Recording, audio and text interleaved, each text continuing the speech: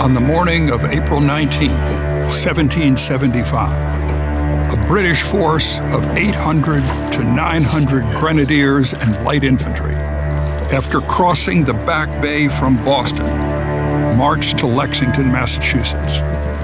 Their objective was to reach Concord and seize and destroy the arms and ammunitions that British General Thomas Gage had been informed were stored there by the colonists. On Lexington Green, the British force was confronted by about 60 or 70 Colonial militia who blocked the way to Concord. One of the commanders of the British force ordered the militia to disperse, but they refused. In seconds, a shot was fired. From where, no one ever knew. Then the British troops opened fire, killing 7 of the militiamen and seriously wounding 9 others. Those were the opening shots of the American Revolution.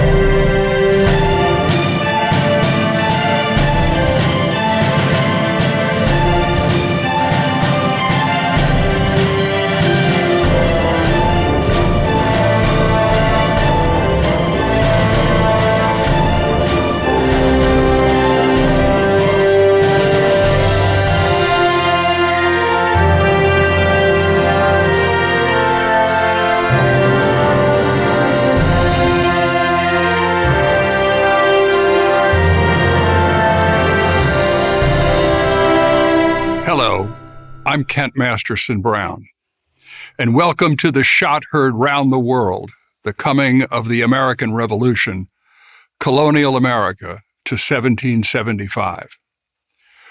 Why did the fighting erupt on Lexington Green in Massachusetts between a colonial militia force and the grenadiers and light infantry of Great Britain on the morning of April 19, 1775?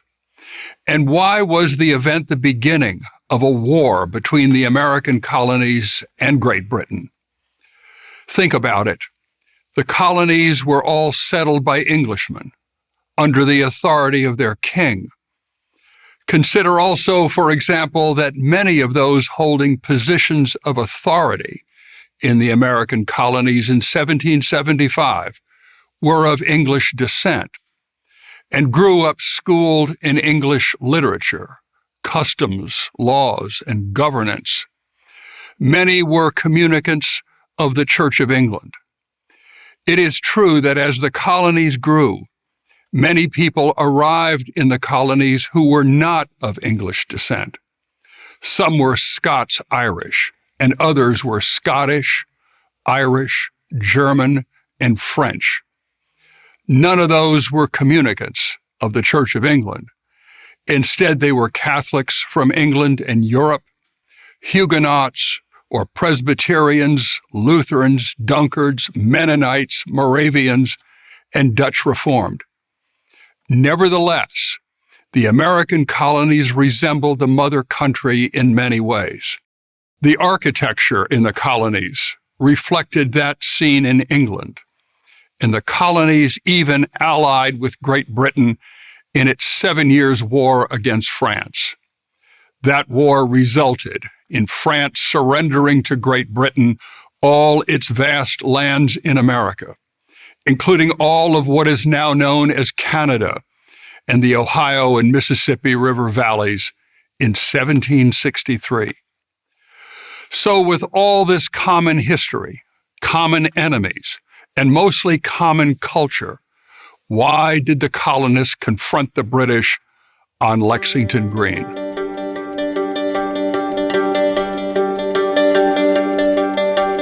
There were 13 colonies in America by 1754.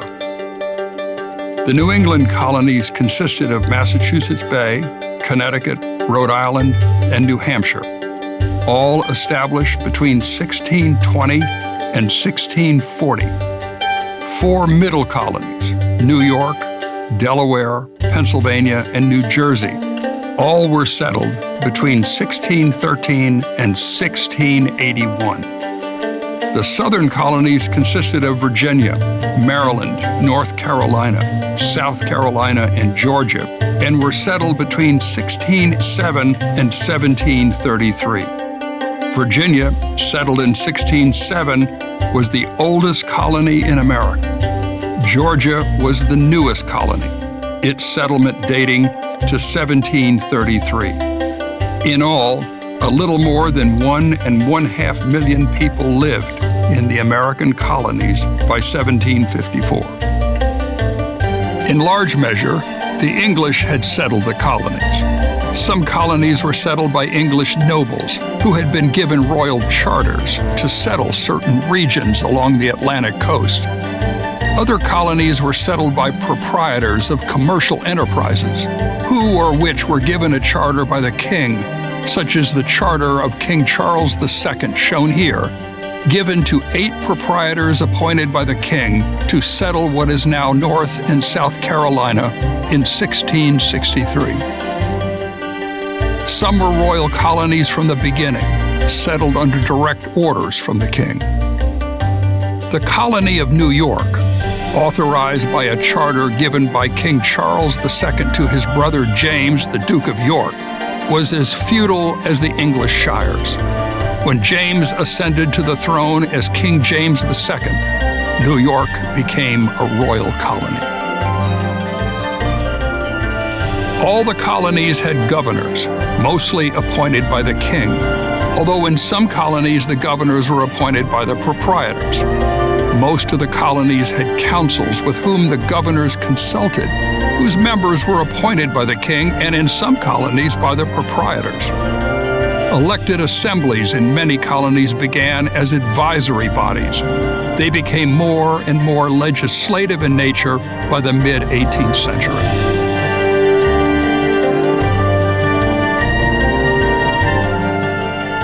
Some colonies began as a refuge for settlers who practiced a particular faith.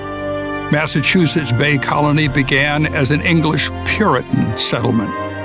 Maryland Colony began as a refuge for those Englishmen who practiced the Roman Catholic faith and were led by Cecil Calvert, the second Lord Baltimore, the proprietor of the colony. Religious intolerance prevailed in some of the colonies early in their settlement. But by 1754, the sheer number of denominations practicing their faiths contributed to a lessening of religious intolerance. One of the most interesting colonies was Georgia, the last of the 13 colonies to be settled.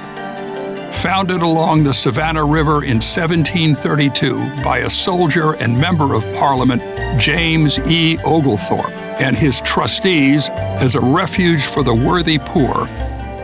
Settlers were given limited land, 50 acres, as seen in this period illustration, and instructed by the trustees as to what to plant and how much. Land could not be sold, traded, divided, or even inherited. Clothing, weapons, cooking implements, utensils, and planting and harvesting implements were rationed. The economic order more resembled a prison work farm than a colony of free men. Georgia's planned economy was doomed from the start. By 1750, large numbers of colonists abandoned Georgia for neighboring South Carolina.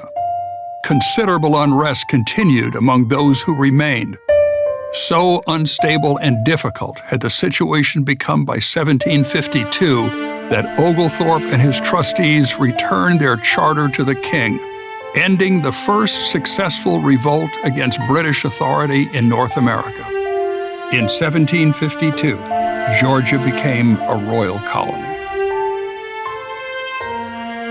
It may safely be said that by 1754, the American colonies had grown to become largely self-governing states. So far were they from the mother country, and so long had they been separated from England. Americans ever increasingly guarded their right to self-determination. The economies of the American colonies were mostly dependent upon agriculture. In the southern and middle colonies, large landowners, using slave labor, grew vast acres of tobacco, a commodity for which there were enormous markets in England as well as Western Europe. As early as 1688, the colonies shipped to England alone 28 million pounds of tobacco. By 1754, colonial tobacco exports reached nearly 100 million pounds. Hemp was a major crop of the colonies from their earliest settlement. Hemp fibers were used to make rope and sails for use in the British Navy. Hemp was also valued for making clothing, carpets, and bedding. Likewise, vast stores of grain, wheat, rye, oats, and corn were raised in the colonies, as were livestock, horses, cattle, sheep, and hogs. Among the coastal regions of the South, planters raised rice, sugarcane, and indigo. In New England, farms were smaller subsistence operations. The people there increasingly depended upon manufacturing and shipping to earn a living. If an American colonist visited London, England in 1754, he would have seen Georgian architecture, named for the reigning King George II, that was not unlike what he observed along State Street in Boston, the Governor's Palace at Williamsburg, Virginia, the Governor's Palace at New Bern, North Carolina, named for the Royal Governor William Tryon, and the houses and government buildings of New York. But not all that he would have seen was pleasing to the eye. Apart from London's glorious architecture, where the dome of the magnificent St. Paul's Cathedral dominated the cityscape, tremendous poverty and filth existed.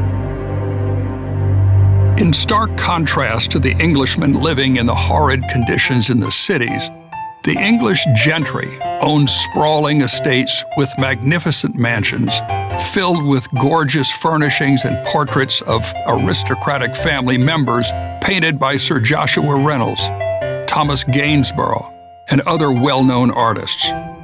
The estates of the privileged class who dominated British government were built with wealth obtained by controlling Britain's means of manufacturing and shipping.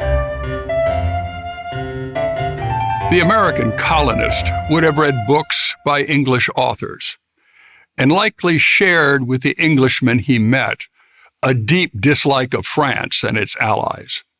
As for nearly 100 years, England had been engaged in a struggle with France for control of the seas, trade, and the wealth distant lands offered. The American colonists would have applauded the likes of William Pitt, as well as Edmund Burke, for their defense of the rights of English commoners, as well as the rights of the people in the American colonies. He would have heard liberty and equality spoken in England as they were in the colonies. The American colonists came to understand that what happened in Great Britain and on the European continent had serious ramifications for the American colonies over 2,000 miles across the Atlantic Ocean. Although the American colonies were hardly unified by 1754, some unifying elements prevailed. Most colonists were of English descent. The political and governmental institutions of the colonies, from royal governors to councils and representative assemblies, and to the courts and the law they applied, were based upon those in England. If there was an official language spoken in all of the American colonies, it was English. In most of the colonies, the established churches were those of the Church of England, and they were supported by taxation. Yet there was no unifying government of the American colonies. The unifying elements that did exist among the colonies, however, were slowly being eroded by the non-English peoples who had been coming ashore in the colonies since the 17th century. By 1754, there were nearly 300,000 African-American slaves living in the American colonies, mostly in the middle and southern colonies. Many were brought to the shores of America from Africa and the West Indies by English slave traders. The most politically and socially significant people to settle in the American colonies were the Scots-Irish from Ulster in Northern Ireland. The Scots-Irish were neither wholly Scottish nor were they Irish. They were mostly Scottish and English people who had once lived along the border of England and Scotland, but they descended from the Church of England. They were Presbyterians. The Scots-Irish first settled in Ulster to escape famine and the seemingly endless wars along the Anglo-Scottish border.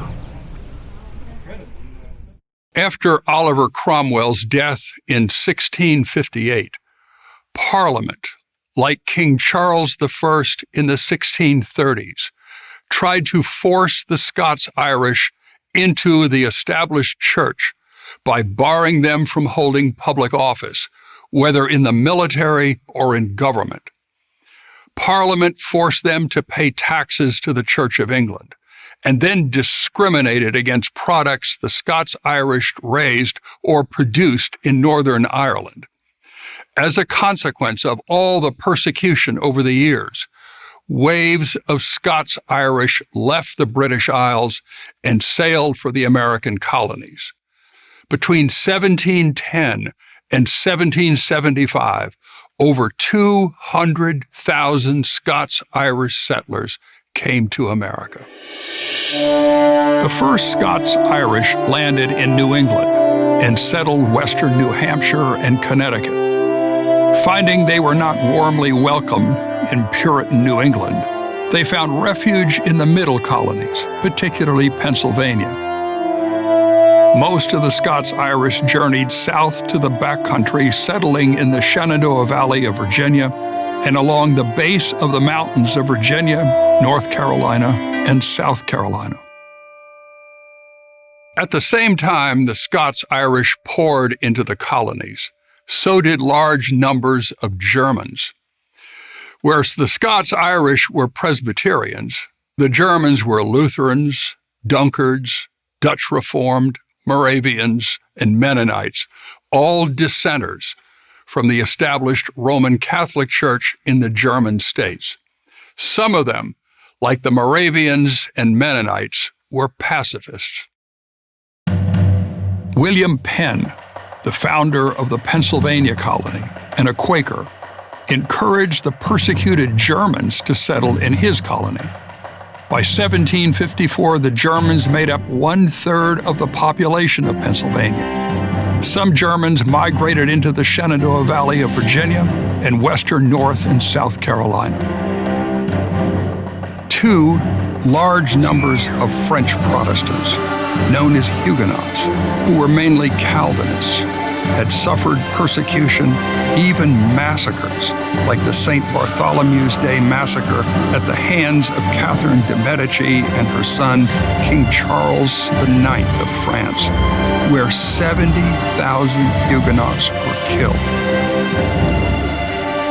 Between 1680 and 1715, over 500,000 Huguenots fled to England, Holland, Prussia, and even Russia.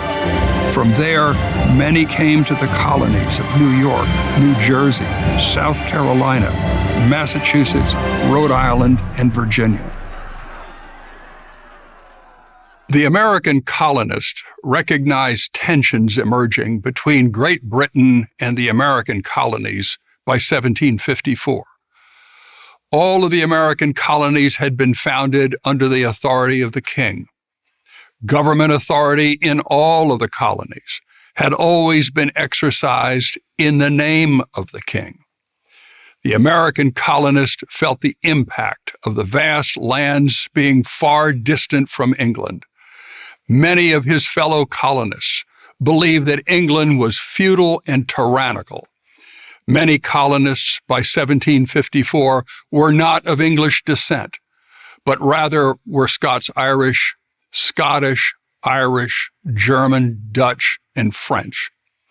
To Englishmen, however, the colonies were still considered to be dependencies, and the American colonists were still the children of the mother country and subjects. Many American colonists reacted strongly to the arrogance and snobbery of British officials who administered the layers of bureaucracy, making it difficult, if not impossible, for colonists to engage profitably in business. Much of what was America in 1754 was controlled by Great Britain. All the colonies along and near the Atlantic coast were its possessions. France claimed all of what is known today as Canada, as well as much of the Ohio and Mississippi River valleys, where it constructed a chain of forts for defense and trading. French military forces and fortresses placed along the borders of the American colonies was unsettling to colonists living in the 13 colonies, particularly the colonists in Pennsylvania, Maryland, and Virginia. In July 1755, a British army led by General Edward Braddock marched from Alexandria, Virginia to what is now western Pennsylvania in an attempt to remove the French from the forks of the Ohio. Braddock's troops, however, were overwhelmed by a force of French and their Native American allies along the Monongahela River, not far from the forks of the Ohio River. Braddock was mortally wounded, and his army fled. Less than a year after the defeat of Braddock's forces, Great Britain and its allies, including the kingdoms of Prussia, Portugal, and the Electorate of Brunswick-Lüneburg, went to war in 1756 against the Kingdom of France and its allies, the Austria-led Holy Roman Empire, the Russian Empire, the Kingdom of Spain, and the Swedish Empire, known as the 7 Years' War. It was fought across 5 continents, the world's first global war. In America, it became known as the French and Indian War.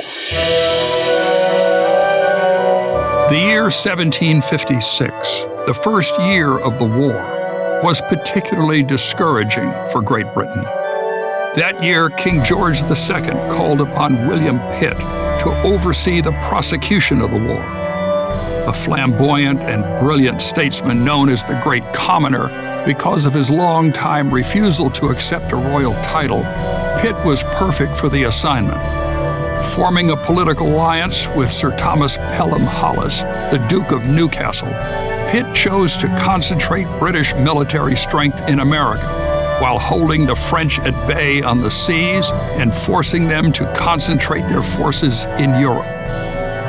In 1758, Britain scored stunning victories over France in North America. In a combined operation, the British forces under Generals Geoffrey Amherst and James Wolfe took the French fortress of Louisbourg. Then fell the French fort Frontenac at the site of present-day Kingston, Ontario. In September 1758, a British and colonial army under General John Forbes, accompanied by then Colonel George Washington, retraced Braddock's march to the Monongahela and attacked the French Fort Duquesne that had been erected at the forks of the Ohio River, but they were repulsed. When General Forbes' force returned in November, the Native American allies of the French deserted. The French then blew up their magazines and set fire to the fort as they recognized they were outnumbered. The British took control of the Ohio Valley. What was left of Fort Duquesne was rebuilt and renamed Fort Pitt in honor of William Pitt. On the site of Fort Pitt today is the city of Pittsburgh. A British and colonial army, commanded by General James Wolfe, then defeated the French on the Plains of Abraham at Quebec in September 1759. Wolfe, though, was mortally wounded in the engagement, as was the French commander, the Marquis de Montcalm. After the Battle of Quebec, British troops controlled Canada. Similarly, French control in the West Indies, Africa, and even India was broken, and its power in those far-flung lands destroyed in that same year. The British Navy even captured Manila and Havana from the French ally Spain. The year 1759 became known as the Year of Miracles. Church bells in London were rung every day as fresh victories were announced. In 1760, 22-year-old George III ascended to the throne of Great Britain. He was the grandson of King George II, who died that year at the age of 77. George III was well educated, but he was considered to be naive by those who knew him. He apparently lacked a mature understanding of human nature or any sophistication in the complexities of how to govern. Although the British were initially intoxicated with their success over France and its allies, they soon felt overwhelmed with concern. The defeated monarchs exhibited envy and anger toward England. The young king wanted peace, and to achieve that, he believed that William Pitt and his policies would have to be abandoned. Pitt tendered his resignation in 1761. George Grenville, Pitt's brother-in-law, was named Northern Secretary and First Lord of the Admiralty by Prime Minister Sir John Stuart, the Earl of Bute, in 1761. He was given authority to bring the conflict to a negotiated end. Ultimately, a treaty was signed in Paris, bringing the war to an official conclusion in 1763. In that treaty, France formally gave to Britain all of its territory in North America. In April 1763, Grenville was named Prime Minister after the Earl of Bute resigned. Fighting a global war for 7 years had been expensive, nearly depleting the British treasury. Great Britain was in debt to the tune of nearly 130 million pounds sterling, a staggering sum in 1763. Today, that would amount to well over 25 trillion pounds sterling.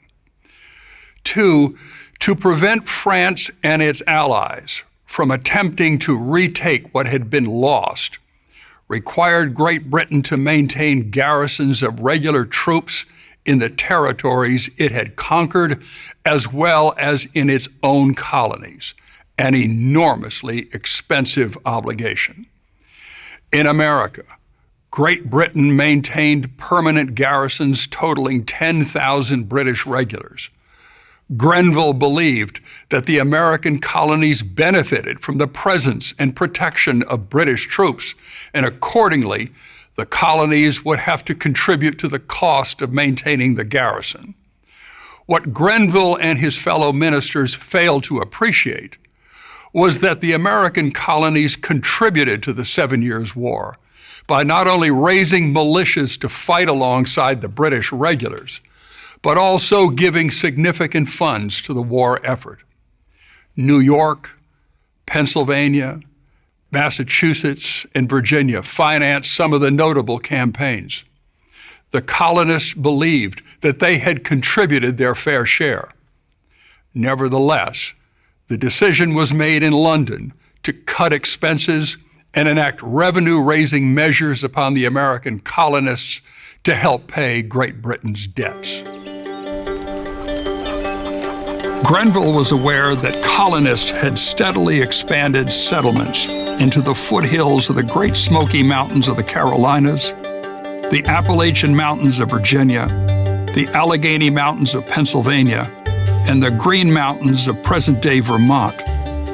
Ever increasingly, settlers in those foothills sought to settle lands beyond the mountains. Grenville and his ministers knew that settlement beyond the mountains would likely lead to armed conflicts with the Native American tribes, and Britain had no money to finance them. Thus, King George III, by royal proclamation in 1763, barred any further settlements in the American colonies beyond a line drawn along the summits of the Green, Allegheny, Appalachian, and Great Smoky Mountains. The Proclamation Line roughly approximated the eastern continental divide, extending from Vermont and present-day New York all the way to Georgia. To placate the Native American tribes, the lands west of the Proclamation Line were considered an Indian reserve. The Proclamation of 1763 became unenforceable. Settlers like James Harrod, Daniel Boone, Simon Kenton, George Rogers Clark, and hosts of others would defy it. In the meantime, outrage spread among the colonists, who believed the lands west of the mountains properly belonged to the colonies and were subject only to local regulation. Prime Minister Grenville then reviewed the voluminous Acts of Trade and Navigation, searching for strategies to raise revenue. He convinced Parliament in 1764 to require the colonies to purchase Madeira wine only through British shippers in British ports. Heretofore, colonial shippers acquired Madeira from the Portuguese by bartering barrel staves and other goods for it. With the new act, colonial shippers were required to pay so much that the trade became impossible to sustain. Grenville then required other colonial exports to pass through British ports. One after another, colonial merchants were bankrupted. For years, colonial ships had taken vast shipments of dried fish, lumber, naval stores, and horses to the French and Spanish West Indies and returned with black molasses, which was processed into rum. Massachusetts alone exported 2 million gallons of rum a year by 1750. In 1764, Grenville decided to seize upon the rum trade as a means of raising money. An extension of the 1733 Molasses Act, known as the Sugar Act, Grenville's and Parliament's new requirements literally doubled the import duties on rum, seriously crippling trade. To Grenville, the Sugar Act was an act with teeth. It contained heavy civil and criminal penalties for noncompliance. Massachusetts Representative Thomas Cushing, in a letter to Jasper Maduis, claimed that the acts violated the exclusive right of the people of the colonies to tax themselves. The Massachusetts legislature then appointed a committee to correspond with other colonies, particularly Rhode Island, New York, and Pennsylvania, that were also devastated by the duties. Sadly, more bankruptcies followed. Grenville was hardly through getting Parliament to enact revenue-raising measures on the colonies. Enacted on March 22, 1765, Parliament placed upon the colonies a direct tax on a variety of licenses, publications, and legal papers. Called the Stamp Act, the measure was the first direct tax made upon the American colonies by Parliament. To comply with the act necessitated the purchase of special stamped paper. The act would become effective on November 1st, 1765. A firestorm erupted in the colonies. Unlike the response to the Sugar Act, which brought an outcry from only 4 of the colonies most affected, the Stamp Act brought about a unified outcry from all of the 13 colonies. The Stamp Act set forth a tax on each and every use of vellum or parchment, more than 50 itemized uses. and the tax would be paid by purchasing a stamp like the one shown here. The South Carolina Assembly set forth the fundamental argument of the colonies succinctly. It is inseparably essential to the freedom of a people and to the undoubted rights of Englishmen that no taxes be imposed upon them but by their own consent. To make matters worse, Parliament required that all violators of the Stamp Act be tried at the discretion of the prosecutor in admiralty courts in any part of His Majesty's realm, thereby denying the accused of a trial before a jury of his peers. In Virginia, the outcry against the Stamp Act became noteworthy. At Williamsburg, on May 29th, 30th, and 31st, 1765, members of the Virginia House of Burgesses, known as the General Assembly, considered 7 resolutions against the Stamp Act introduced by the newly elected Patrick Henry of Louisa County. Henry was 29 years old. Of the 116 members of the General Assembly, only 39 were seated. Henry's resolutions, presented here in his own handwriting, embodied all of the objections the colonies would voice against Great Britain's attempt to levy taxes on them, wrote Patrick Henry.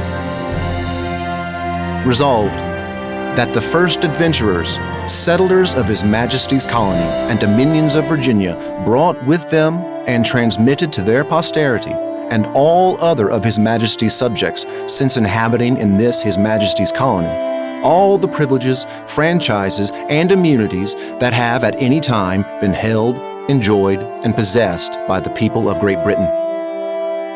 Resolved, that by 2 royal charters granted by King James I, the colony aforesaid are declared and entitled to all intents and purposes as if they had been abiding and born within the realm of England.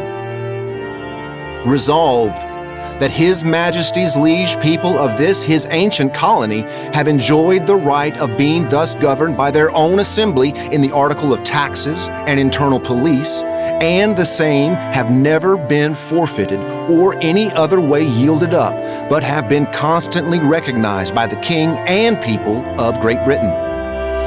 Resolved, therefore, that the General Assembly of this colony, together with His Majesty or his substitute, have in their representative capacity the only exclusive right and power to lay taxes and imposts upon the inhabitants of this colony, and that every attempt to vest such power in any other person or persons whatever than the General Assembly aforesaid is illegal, unconstitutional, and unjust, and have a manifest tendency to destroy British as well as American liberty.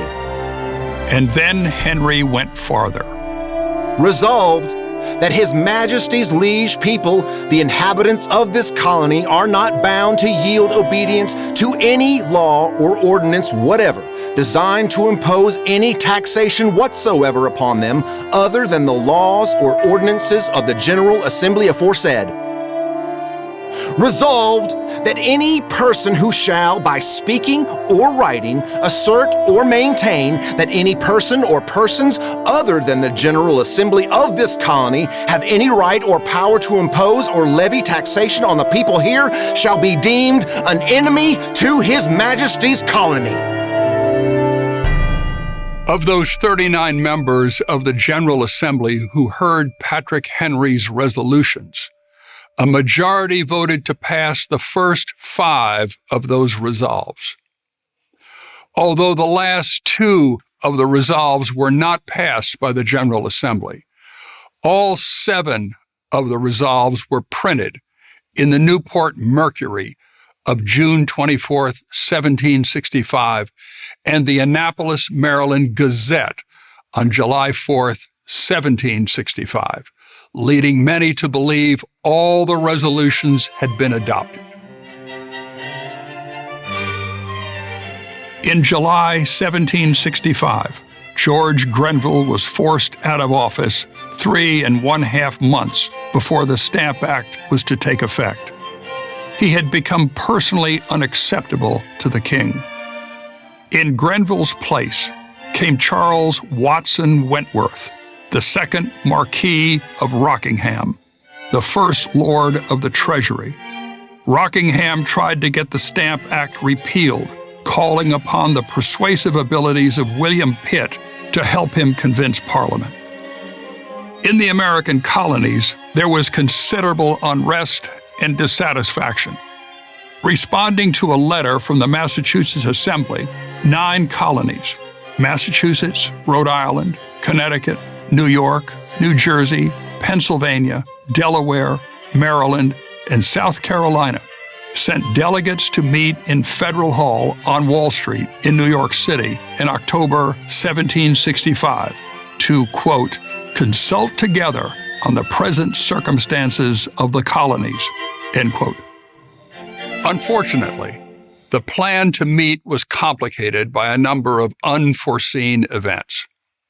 The delegates from Virginia and Georgia were prohibited to attend by their colonial governors. Delegates of Maryland, New Hampshire, and North Carolina were prevented from attending due to a host of other problems, a smallpox outbreak, a financial crisis, and even the proroguing of the assembly by a royal governor. The Stamp Act Congress, as it was called, nevertheless, became the first General Congress of the colonies, convened without the authority of the king. Consequently, the Stamp Act Congress was regarded by the king as a dangerous tendency in and of itself. Indeed, although acknowledging that His Majesty's subjects in the colonies owe the same allegiance to the Crown of Great Britain that is owing from his subjects within the realm, and all due subordination to that august body, the Parliament of Great Britain, the Stamp Act Congress nevertheless passed 13 resolutions directed to the King, the Lords, and the Commons, shown here in the Providence Gazette of October 19, 1765, all rejecting any claim of Parliament to tax the people of the colonies and deny them trial by jury, as the colonies had no representatives in that body. Beyond the Stamp Act Congress, local organizations within each colony were formed to campaign against the government exceeding its authority, whether by a little officer or a king, as seen in the Boston Gazette of November 18, 1765. Many of those local organizations referred to themselves as the Sons of Liberty. The Sons of Liberty denounced each stamp as a badge of slavery. The entire effort was directed to prevent the Stamp Act from taking effect. Tax collectors were harassed and threatened. Some were tarred and feathered. Before long, many tax collectors refused to serve because of fear for their safety. Effigies of tax collectors were hung on hastily constructed gallows. In New York City, Royal Governor Cadwallader Colden's effigy was carried down the streets and burned along with his carriage. British troops were brought to the city. Many tax collectors and loyalists fled from the colonies. It became impossible to enforce Parliament's act. Beginning with New York and Connecticut, the Sons of Liberty established communication networks and entered into certain reciprocal and mutual agreements with the Sons of Liberty in other colonies, as set forth in this February 5th, 1766 letter to John Adams from the Sons of Liberty. Before the end of 1765, the lower houses of legislatures in 8 other colonies approved resolutions condemning the Stamp Act and denying the right of Parliament to tax the American colonies. The debate to repeal the Stamp Act in the House of Commons began in January 1766, and William Pitt re-entered the fray, arguing, "Everything the Grenville ministry did was wrong. The kingdom has no right to lay a tax upon the colonies. At the same time, I assert the authority of this kingdom over the colonies to be sovereign and supreme.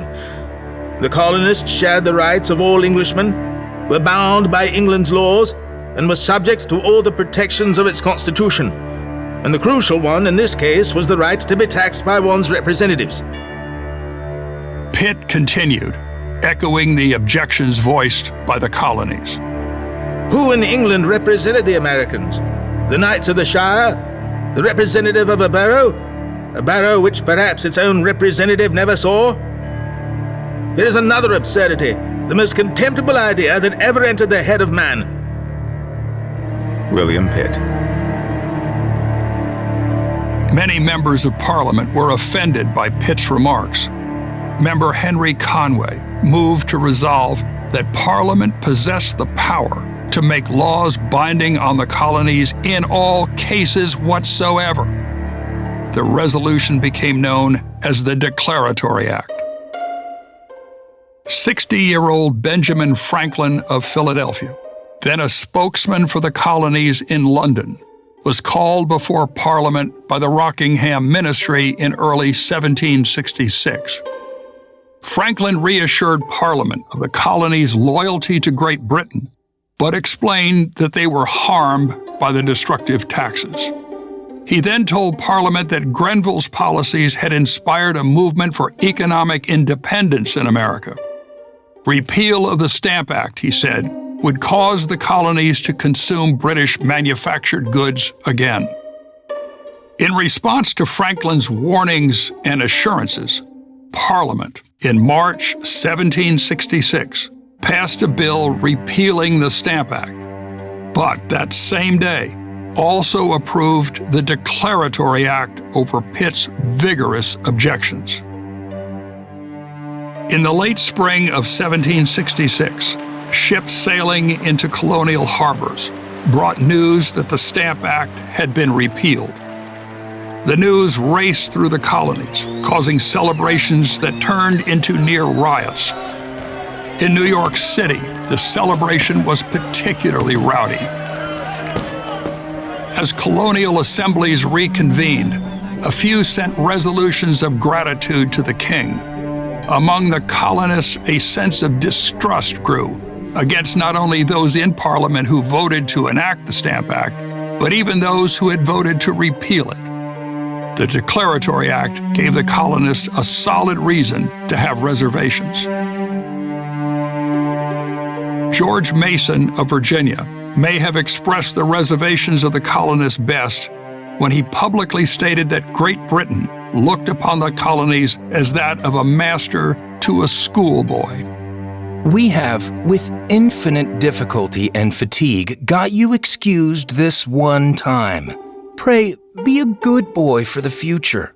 Do what your papa and mama bid you. But if you are a naughty boy, your parents and masters will be obliged to whip you severely. George Mason.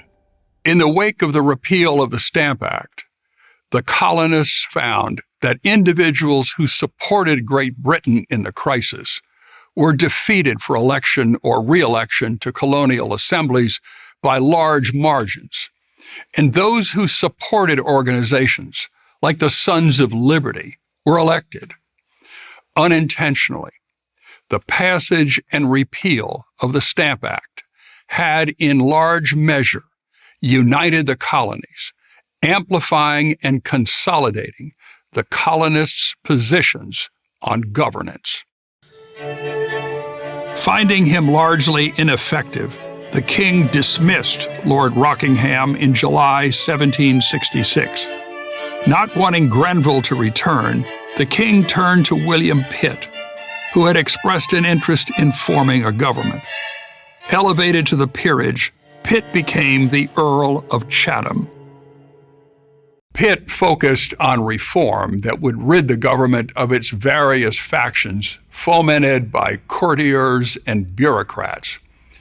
Meaningful reform proved to be nearly impossible. In the midst of the turmoil he created by his reform efforts, Pitt collapsed due to ill health and was taken to Bath in March 1767, to recover. Among those Pitt had brought into his government was 41-year-old Charles Townshend, who became the Chancellor of the Exchequer. Unfortunately for Pitt, Townshend proved to be erratic and unpredictable, causing Pitt, before he became ill, to try to force him out. Taking advantage of Pitt's absence during his convalescence at Bath, Townshend presented to Parliament an aggressive program to bring the American colonies to heel. He demanded that the Quartering Act of 1765 be vigorously enforced. That called for British troops to be quartered in the colonies using buildings and necessities provided and paid for by the colonies. Up to now, the New York Assembly had outright refused to comply with the Quartering Act, and Townshend demanded that the meetings of the New York Assembly be suspended until it did comply. Parliament enacted Townshend's demands in what was called the New York Restraining Act. Having refused to acknowledge the lesson that should have been learned from the colonies' reaction to the Stamp Act, Townshend called for a Revenue Act that required that import duties be collected in the colonies on lead, glass, paper, paint, and tea, and the money raised be used to pay the royal officials the Crown would have to employ to live and work in the colonies in order to collect the revenues. To enforce the Revenue Act, customs officials were empowered to use writs of assistance to search private property without notice and without probable cause of wrongdoing. Finally, Townshend's enactment created an American Board of Customs Commissioners in the colonies, the new bureaucracy that he believed would be a significant force for the king in the colonies. All of Townshend's proposals were eagerly enacted by Parliament in 1767.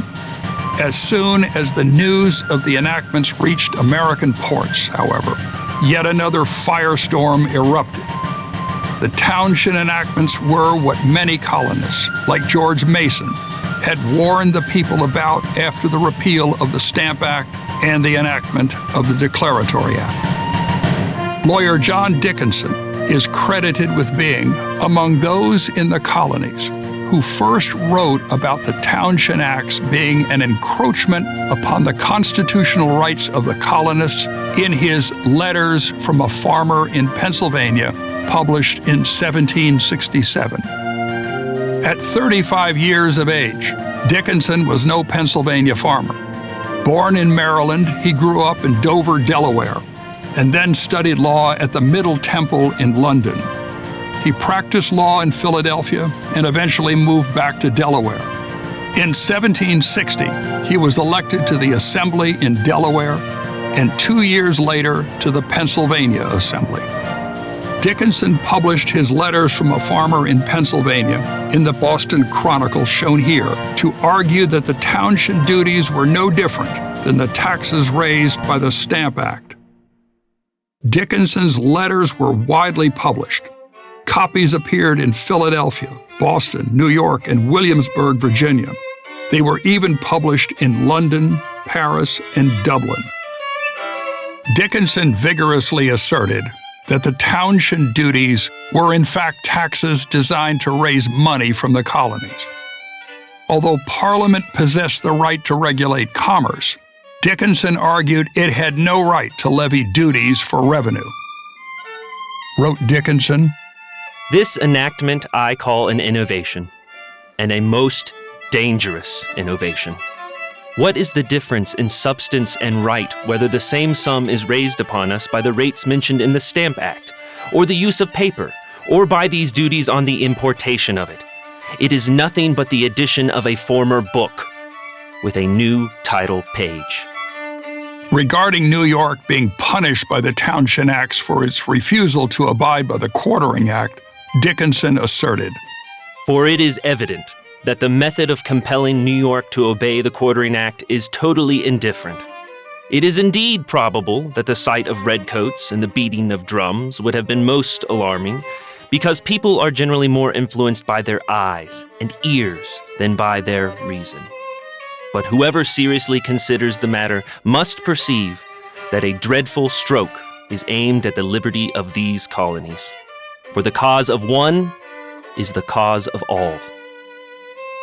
Many colonists reacted strongly to Dickinson's letters, almost from the earliest publication of them. 2 assemblymen in Massachusetts were among the most notable.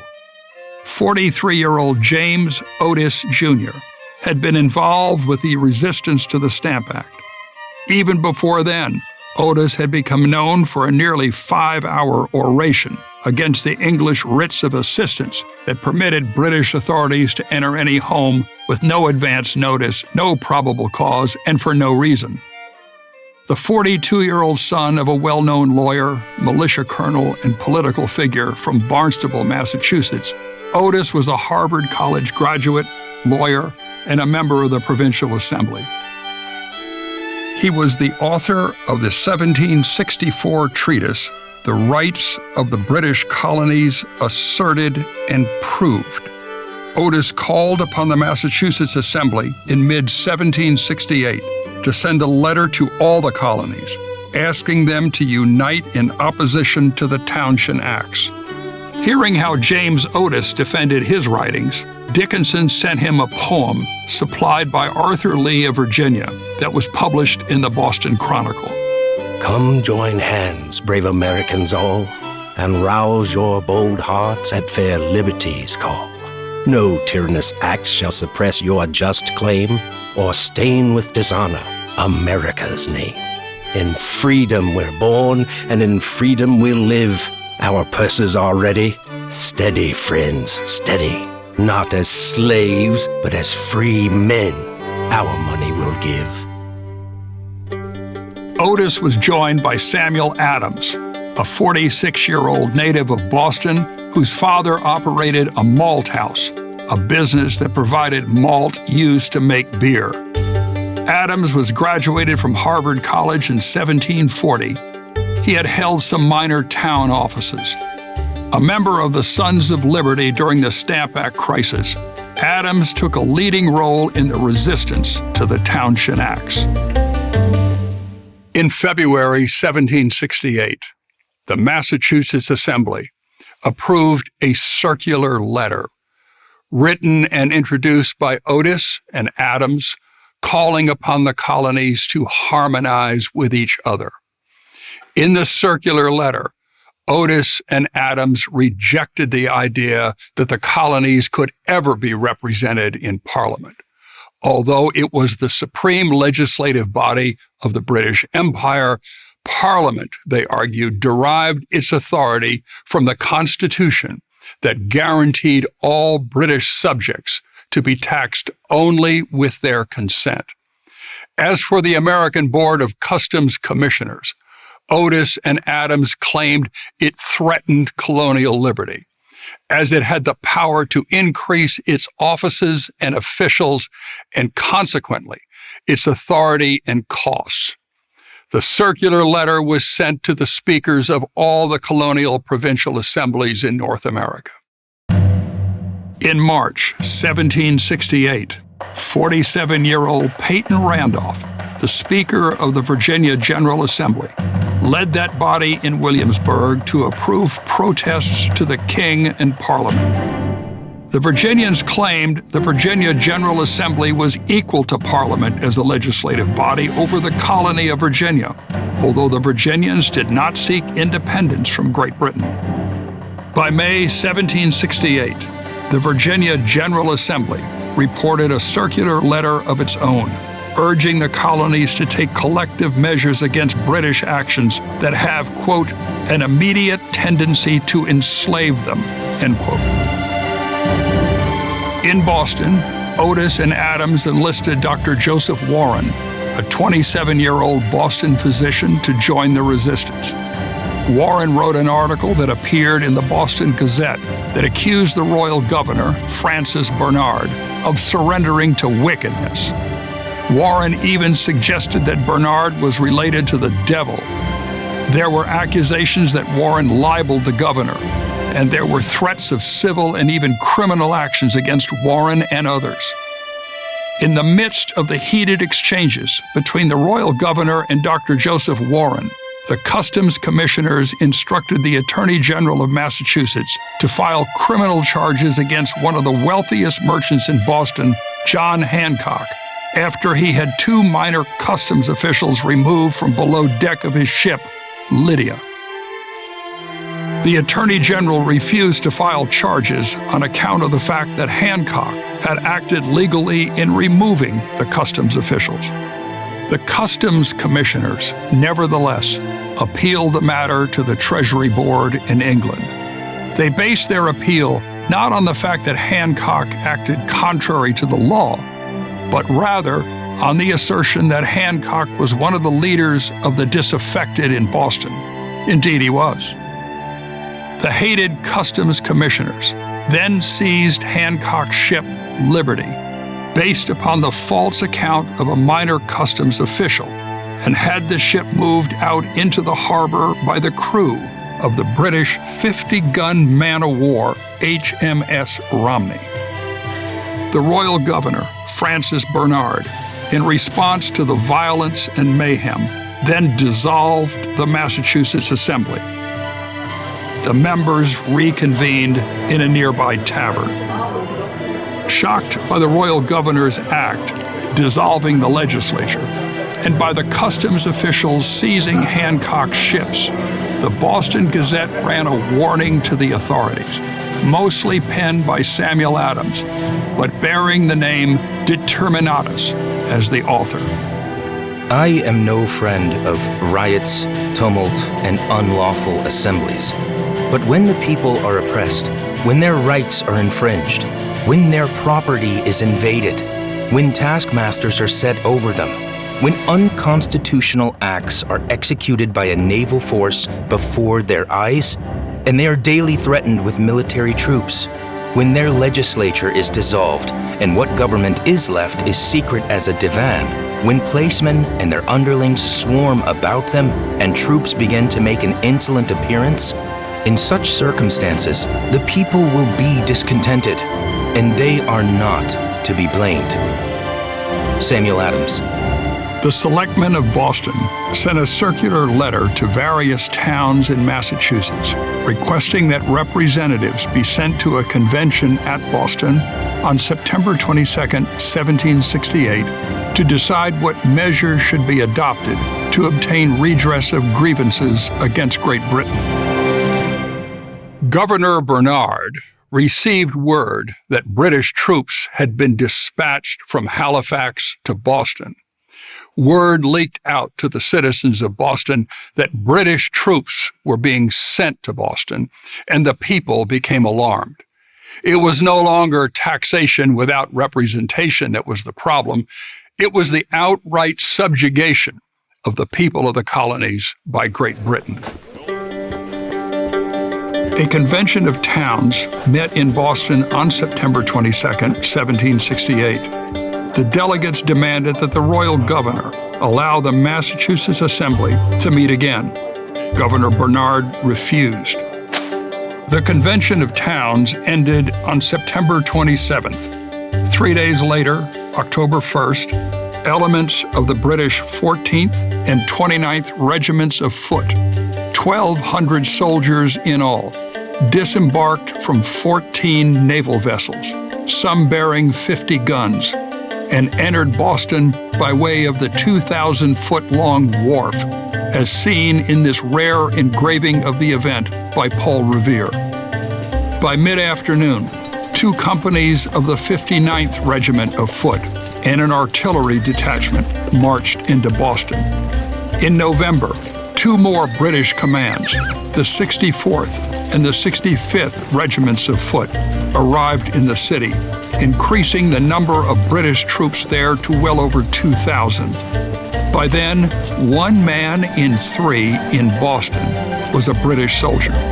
Soldiers swarmed the town. Boston was an occupied city. In her 3-volume history of the American Revolution, published in 1805, Mercy Otis Warren a close friend and relative of some of the principal leaders of Massachusetts, wrote that, quote, "The American War may be dated from the hostile parade of October 1st, 1768, when several regiments here landed and marched, sword in hand, through the principal streets of their city that was then in profound peace," end quote. On August 1st, 1768, the Boston merchants agreed to stop all British imports beginning November 1st. It was the only leverage left to the colonies. Then, at the end of August, New York merchants, in solidarity with the merchants of Boston, agreed to stop British imports on November 1st. Thereafter, Philadelphia stopped British imports in March 1769. The Connecticut Assembly, after that, resolved to support non-importation. On the heels of the Connecticut Assembly's resolution, Virginia, Maryland, South Carolina, Georgia, and North Carolina followed suit. To convince Rhode Island, merchants in the colonies who agreed to non-importation refused to do business with their counterparts in Rhode Island unless they agreed to do the same. In the midst of the unrest, the Duke of Grafton, a staunch supporter of William Pitt, became Prime Minister. He was only 33 years old and would prove to be ineffective. The non-importation effort began to falter in January and February of 1770. To discourage merchants from selling British goods, stores in Boston were vandalized by angry mobs. The agitation against the Townshend Acts soon gained a martyr. The Boston Gazette reported that an 11-year-old boy named Christopher Snyder was killed when a customs informer, Ebenezer Richardson, fired into a crowd of demonstrators. The Boston Gazette story, dated February 26, 1770, 4 days after the killing, stated that more than 500 schoolboys preceded Snyder's casket to the grave, followed by a crowd of mourners numbering nearly 2,000. Even before the unrest in 1770, the king recognized that Massachusetts needed a new royal governor. Replacing Francis Bernard as governor of Massachusetts in 1769 was the noted British sympathizer Thomas Hutchinson. He had an enormously complex and difficult problem to face as governor. Across the sea, Frederick North, the second Earl of Guilford, became Prime Minister of Great Britain in January 1770, replacing the Duke of Grafton, who resigned. Known as Lord North, the new Prime Minister directed his attention to the unrest in the American colonies. Clashes between angry civilians and British troops became more common in Boston. Then, on March 5, 1770, the same day Parliament rescinded the tax on 4 of the 5 commodities referenced in the Townshend Acts, a group of civilians harassed a sentry posted in front of the Customs House on State Street in Boston, shown here. The crowd began to grow, and a confrontation appeared inevitable. British Captain Thomas Preston led 7 soldiers from the 29th Regiment to reinforce the sentry. In spite of Preston's efforts, the crowd would not disperse. In the midst of all the noise and confusion, shots were fired. The troops opened fire. 3 civilians were killed. 2 were mortally wounded, as seen in this engraving of the event created and marketed by Paul Revere. One of those killed was the African-American Crispus Attucks, whose casket, initials, and name appear on a broadside produced by the Boston Gazette of March 12, 1770.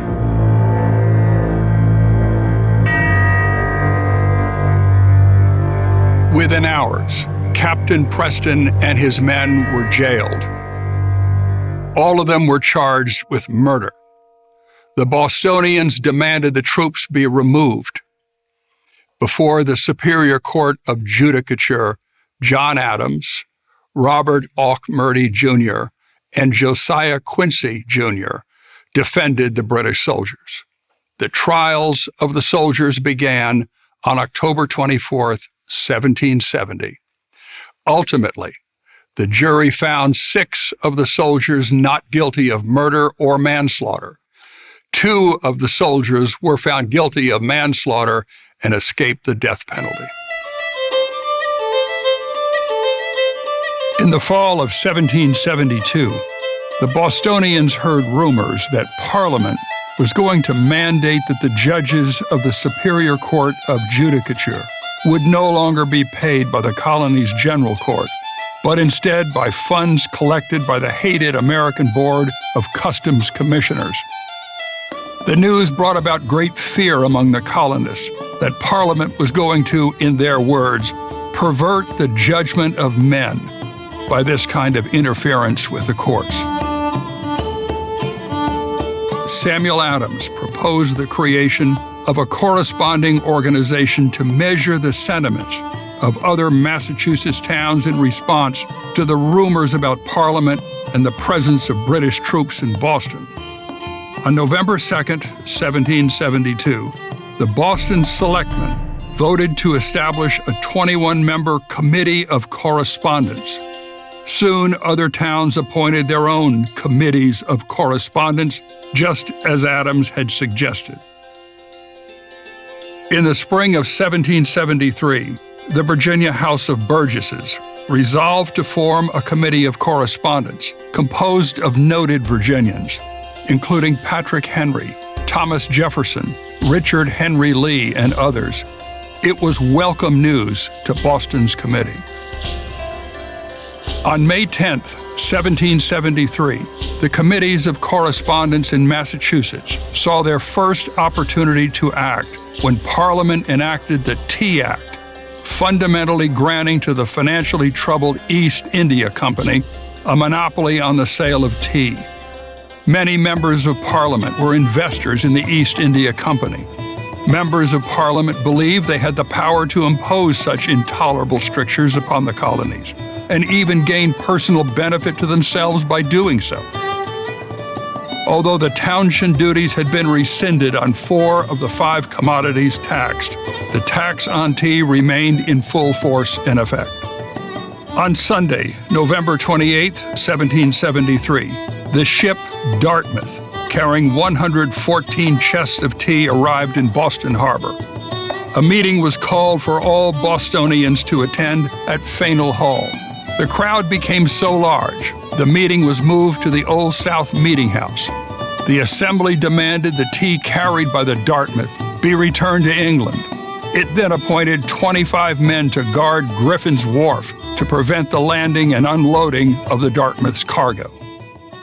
Strong reaction to the Tea Act was not limited to Boston, as threats from the citizens in Philadelphia and New York led to the resignations of consignees in 3 port towns by December 2nd. On December 15th, 1773, 2 ships, the Eleanor and the Beaver, both filled with tea, arrived at Griffin's Wharf in Boston. A citizens' meeting at Old South Meeting Hall the next day demanded the tea be returned to England. 2, they resolved to prevent the East India tea from being unloaded, stored, and/or consumed. At the conclusion of the meeting, the crowd filed out onto the street. There they followed 30 to 60 men, dressed like Mohawk Native Americans, to the Griffin's Wharf, where they proceeded to dump 342 chests of tea into the sea. Not stopping with stripping the ships of the tea, they ransacked and destroyed tea shipments in a nearby warehouse for good measure. In March and April 1774, the pretend Native Americans destroyed more shipments of tea. to quell what he referred to as the commotions and insurrections in Boston.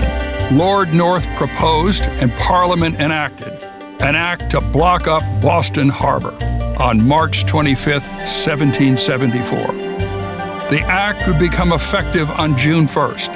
It would shut down Boston Harbor until the East India Company was compensated for its losses, some 9,659 English pounds, or $1,700,000 in today's money. And the act further required that the Bostonians cease and desist from destroying East India Company property. About 6 weeks later, in May 1774, the colonists received the news of Parliament's closure of Boston Harbor. At the same time, a new governor for the Massachusetts colony arrived, General Thomas Gage. Gage, at the time, was also Commander-in-Chief of British military forces in North America. Not a man of significant learning, Gage hailed from a Sussex family of peerage. His father was the first Viscount of Sussex. Gage entered the British Army and rapidly rose in the ranks. He was a constitutionalist, or one of those who believed in the rule of law. Naming General Gage as governor of Massachusetts, however, was a direct message from the King and Lord North to the people of that colony that Great Britain would not hesitate to use force against them. The Bostonians received more alarming news the day after the act closing Boston Harbor became effective.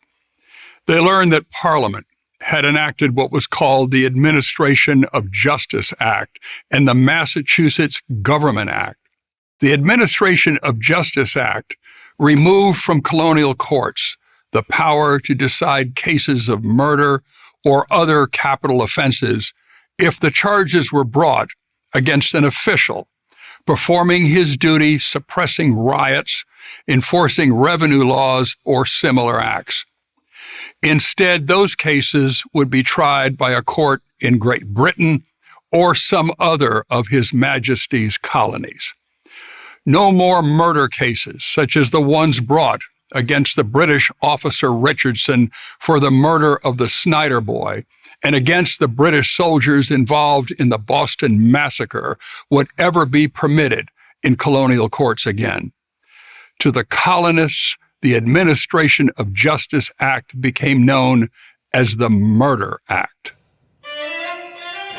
The Massachusetts Government Act mandated that all judges of colonial courts would be appointed by the governor alone. Juries would be chosen by the sheriff, and the sheriffs were named by the governor. General Gage would now make all those decisions. Together with the act closing Boston Harbor, the three acts became known as the Intolerable Acts. They fundamentally repealed the colonial charter of Massachusetts colony. Parliament was hardly through enacting laws to punish the colonies, and particularly Massachusetts. In an act designed to raise money to pay for the troops garrisoned in the colonies, principally in Massachusetts and the city of Boston, Parliament levied fees and duties upon marriages and births. It even went so far as declaring that the killing of a child or children was not deemed murder and would not be punished. Apparently directed at illegitimate children or children orphaned in the colonies, so Britain would not have to pay for their care. The act was an astonishing example of how cold and brutal the British government had become.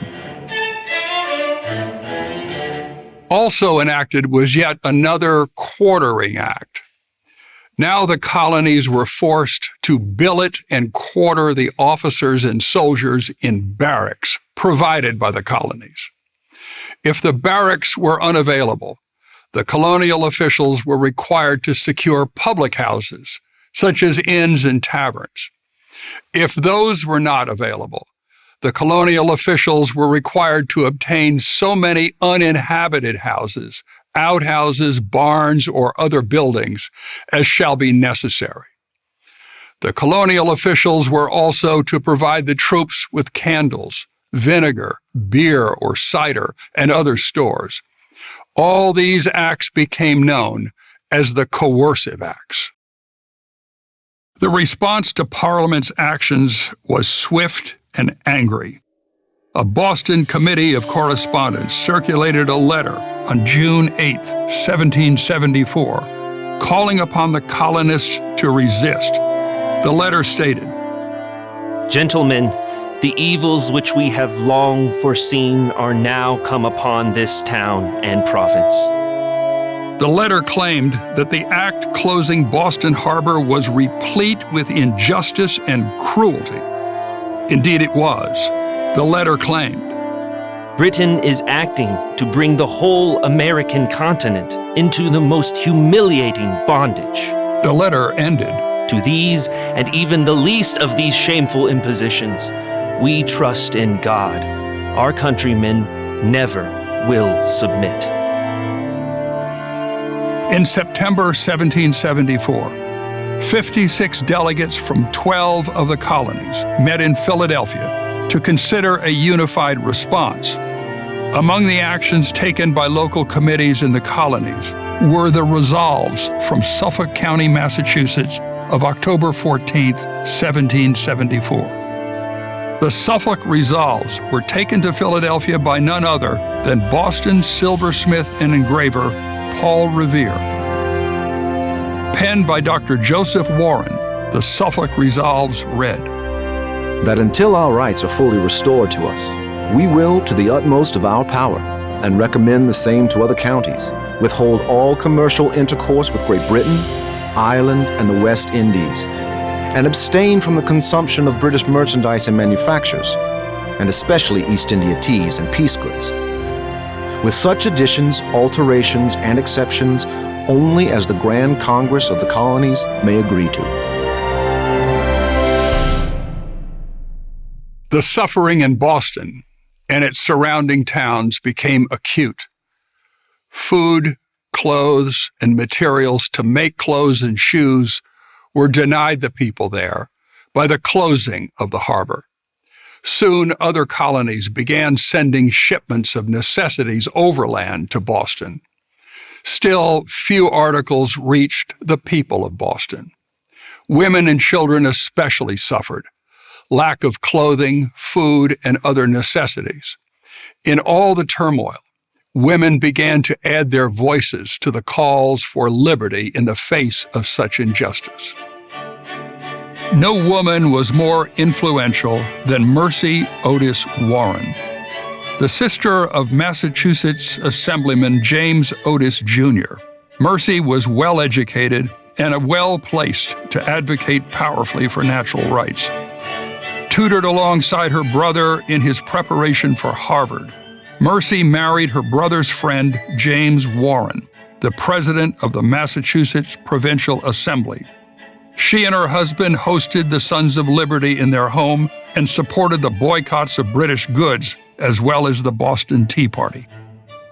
Mercy was a capable writer.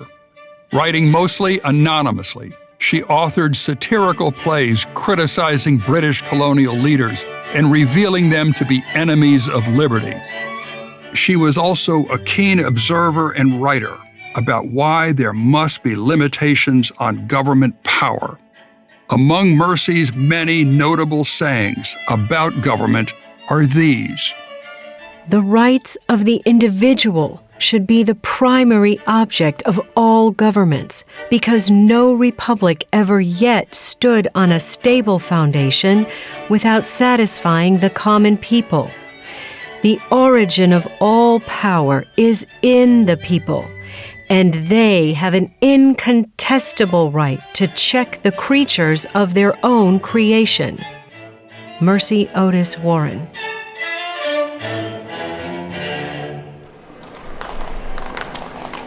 British troops had all but taken over Boston, a town of only 4 miles in circumference.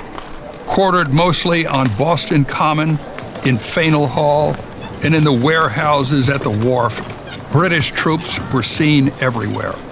Crimes committed by soldiers, such as theft and assault, abounded. In some instances, the crimes were serious. The townspeople were even subjected to witnessing a soldier executed by a firing squad for desertion. King George III notified Parliament that it must take a tough stand against, quote, the most daring spirit of resistance and disobedience to the law, end quote. That was repeated by Lord North. General Gage, knowing the wishes of his king and prime minister, exerted his authority over every aspect of public life in Boston and throughout Massachusetts. Every meeting hall and courthouse was shut down to public gatherings. After all of Great Britain's punitive actions against the colonies, and particularly against Boston and Massachusetts, the other 12 colonies reassured the people of the Bay State of their support and solidarity. The most interesting message of support, however, came from the frontier of all places.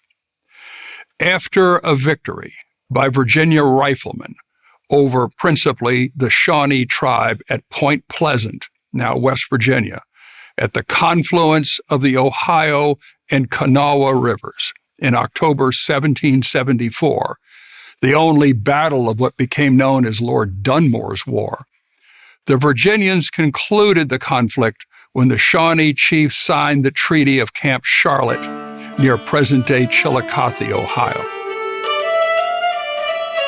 The Virginians erected a fortified station at the confluence of the Ohio and Hocking rivers in present-day Ohio called Fort Gower. There, in early November 1774, they received word of the Intolerable Acts, the Coercive Acts, and the resolves of the First Continental Congress in Philadelphia that had met the month before. The Virginians determined to produce resolves of their own. On November 5th, 1774, the Virginians introduced their resolves by noting that they had lived about 3 months in the woods without hearing any intelligence from Boston or from the delegates of Philadelphia. What they did learn about Boston and the Congress in Philadelphia was alarming.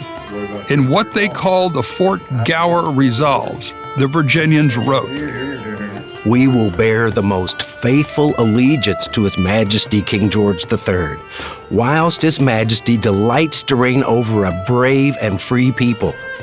That we will, at the expense of life and everything dear and valuable, exert ourselves in support of the honor of His crown and the dignity of the British Empire. But, as the love of liberty and attachment to the real interests and just rights of America outweigh every other consideration, we resolve that we will exert every power within us for the defense of American liberty and for the support of her just rights and privileges." Among those who signed the resolves were George Rogers Clark and Andrew Lewis, the commander of the Virginians at the Battle of Point Pleasant. A little more than 2 months later, on January 20th, 1775, a committee of 15 delegates in Fincastle County, Virginia, in the upper Shenandoah Valley, adopted resolutions of their own. Most of the delegates, like Colonels William Preston and William Campbell, were of Scots-Irish descent. They too expressed their allegiance to their lawful sovereign, but then resolved. Justice to us. The way they've treated us here on the backcountry. But if no public measure shall be proposed or adopted by Great Britain, and our enemies will attempt to dragoon us out of those inestimable privileges which we are entitled to as subjects, and to reduce us to a state of slavery, we declare that we are deliberately and resolutely determined never to surrender them to any power on earth, but at the expense of our lives. What the king and his ministers and the members of Parliament clearly did not comprehend was how much the colonists were willing to sacrifice for their liberties, and moreover, how widespread was that resolution. Even backwoods gatherings of frontiersmen masterfully articulated their sentiments about liberty and their willingness to give up their lives and property, if need be, to defend their liberty. The king and his ministers and Parliament were waking up a sleeping giant. One person who recognized the reality facing Great Britain by the actions of Parliament toward the colonies was William Pitt, the Earl of Chatham. As a member of the House of Lords, he proposed a formula for conciliation with the colonies, meeting some of their demands, but maintaining parliamentary authority. Here on the table in front of Pitt is a map of North America and a resolution to, among other things, withdraw British troops from Boston and restore the fundamental liberties of no taxation without consent, independent judges, and trial by jury. Sadly, Pitt was ignored by his peers. Instead, the British government under Lord North only escalated its punitive measures. General Gage not only prohibited public gatherings in Massachusetts, a move that restricted speech and imposed humiliation, but he now decided to seize the military arsenals in New England, effectively disarming the colonists. As early as September 1st, 1774, General Gage sent 260 British soldiers from the 4th Regiment of Foot to Charlestown, across the Back Bay from Boston, to seize 250 barrels of gunpowder and 2 artillery pieces from the town's magazine. In response to what was called the powder alarm, the colonists in Massachusetts, acting through a provincial congress, established an elaborate network of alarm riders and militia companies that could quickly respond to emergencies. They were not going to allow the British to disarm them. Gage, in turn, dispatched spies to Middlesex, Suffolk, and Worcester counties. In Middlesex County, the spies discovered stores of weapons and supplies in Concord. Lord Dartmouth, the British Secretary of State for the American Colonies, had urged General Gage, when he assumed the office of governor, to arrest the Whig leaders, confiscate the rebels' weapons, and invoke martial law. To satisfy Lord Dartmouth, Gage decided to seize the weapons at Concord. It is believed that someone within General Gage's circle, possibly his wife Margaret Kemble Gage, well connected to many of the great families of New York and a native of New Jersey, informed Dr. Joseph Warren of her husband's orders for troops to march to Concord. Gage's transmitted orders to Lieutenant Colonel Francis Smith of the 10th Regiment read as follows.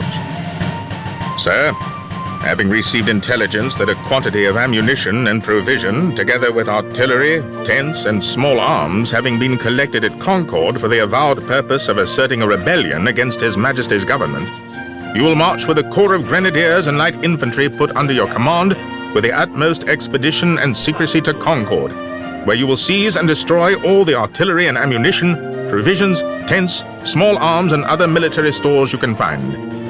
But you will take care that the soldiers do not plunder the inhabitants or hurt private property. General Thomas Gage.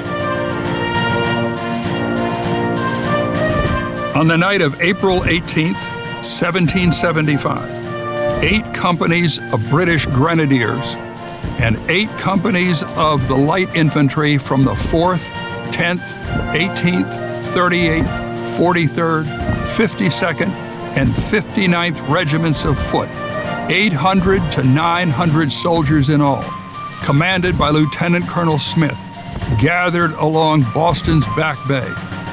Commanding the 5th Regiment and assigned to command a brigade consisting of the 23rd and 47th Regiments of Foot and 10 companies of Royal Marines that would depart Boston later in the morning, was 33-year-old Lord Hugh Percy, the eldest son of the Duke of Northumberland. Beginning at midnight, Smith's troops were ferried across the Back Bay to Cambridge. The colonists' own scouts brought back news of the movement of British troops. Late at night, on April 18th, 2 men, Robert Newman and John Pulling, after conferring with none other than Paul Revere, climbed up the 54 steps of the steeple of the Old North Church in Boston. There, they hung 2 lanterns out of the steeple window, a signal to the alarm riders waiting to alert the militias and townspeople. Selected to be one of the principal alarm riders by Dr. Joseph Warren was 40-year-old Paul Revere. Revere instructed Newman in pulling that night that 2 lanterns hung in the steeple of Old North Church would signal that the British force was heading by sea or across the back bay to reach Cambridge. 1 lantern would indicate that the British force was marching by land to Cambridge. Once Revere received word of the course the British force was taking, he was under instructions to not only notify officers of the local militia organizations and village and county leaders, and even clergymen along the way, but to get to Lexington. There, he was to warn Samuel Adams and John Hancock, who were staying at the parsonage of the town minister, Jonas Clark, where about 30 men of the Colonial militia guarded them. With Hancock was his fiancée, Dorothy Quincy. Beyond Revere, though, a vast network of express riders and couriers were riding across the countryside on other routes, warning militia officers, community leaders, and clergy in over 40 towns south, west, and north of Boston in like manner. Once the British force reassembled at Cambridge after crossing the bay, they began to march to Lexington and Concord at 2 o'clock in the morning. They could hear gunshots, church bells, and drum beats sounding the call to arms, alerting the militia to gather in villages along and around the route of their march through the early hours of the morning. While Paul Revere was riding through the countryside warning the militias on his way to Lexington, another rider, William Dawes, was approaching Lexington by another route. A full moon gave them enough light to see their way, as recorded by Revere here in his own handwriting. A Charlestown man, Richard Devens, warned Revere that British troops were patrolling the route to Lexington and Concord. Revere never got to Concord. He was captured by a British patrol after leaving Lexington. But surprisingly, they released him after he warned the officers that overwhelming numbers of militia were marching toward Lexington. The British forces arrived in Lexington around 4:30 in the morning of April 19th. The sun was just beginning to rise. As they passed the Buckman Tavern, where the local militiamen had gathered only hours before, the advance companies of the British troops marched onto the village green in front of the meeting house and belfry. A company of the local armed militia, only about 60 or 70 men, blocked the way of the British troops to Bedford and to Concord. Captain John Parker, a local farmer and mechanic, walked among his militiamen, telling them to be steady. Parker did not wish to start a fight, but he would not run away from one either. The first man who offers to run will be shot down, Parker said. Stand your ground, he barked over and over. Don't fire unless fired upon. Parker then said, "But if they mean to have a war, then let it begin here." From the ranks of the British Light Infantry of the Advance Guard, 6 companies from the 10th Regiment, Major John Pitcairn of the Royal Marines rode ahead of his troops and halted only about 20 yards in front of the militia. He had just warned his own troops not to fire and to keep your ranks. Pitcairn then yelled at the militiamen, "Throw down your arms and disperse, you damn rebels!" There was no response. Pitcairn rode back to his men. A shot was fired. No one ever knew with certainty from where the shot emanated. It could have come from a spectator, John Robbins, a Lexington militiaman, claimed one of the British officers ordered his men to open fire. British soldiers recalled the shot coming from a Lexington militiaman. That first shot would become known as the shot heard round the world. Suddenly, the British front file, formed by the 10th Regiment, opened fire. The second file then opened fire. One eyewitness described it as a continual roar of musketry. In a moment, 7 militiamen were killed, 9 were wounded, some severely, including Captain Parker's kinsman, Jonas Parker, who was not only shot down, but minutes later, bayoneted. The militia dissolved as the British troops, after reassembling to the beat of drums, moved forward with bayonets fixed to their muskets. Marching past the dead and wounded militiamen, the British troops headed to Concord, their ultimate destination. Arriving around 7 o'clock in the morning, as portrayed in Amos Doolittle's illustration of the event. All along the way, they heard church bells and drum rolls as militias across the countryside were responding to the emergency. When the British troops reached the North Bridge over the Concord River, they were met by an overwhelming force of militiamen blocking their way. Like at Lexington, neither of the commanders of the British force nor the militia wanted to start a fight, but they also would not stand down. British Captain Walter Loring, in command of companies from the 4th, 10th, and his own 43rd Regiments of Foot, realized he did not have enough men to force a crossing of the narrow bridge with such an enormous force of armed militia on the other side. Then, against Captain Lorry's orders, some of his own men opened fire, killing 2 militiamen and wounding several others, according to Colonel James Barrett of the Colonial Militia. The militia forces fired back to a chorus of fire, fire, fire. 9 British soldiers fell. Lorry's force was trapped. His ranks quickly fell apart, and the men ran back toward Concord. Then, beginning at a place called Miriam's Corner, a mile east of Concord, and nearly all the way back to Charlestown, militiamen swarmed along the side of the road, firing from behind trees and stone fences, inflicting heavy casualties within the British ranks. Although Lord Percy's Reserve Brigade finally appeared to offer some help, the heavy gunfire from the Colonial militiamen was too much, as seen in this engraving of the event by Amos Doolittle. It was a bloodbath. As heavy rain began to fall, the British force was ferried across the Back Bay to Boston by vessels of the Royal Navy. It had been a bloody, shocking day. Nearly 3,800 Americans were engaged by day's end.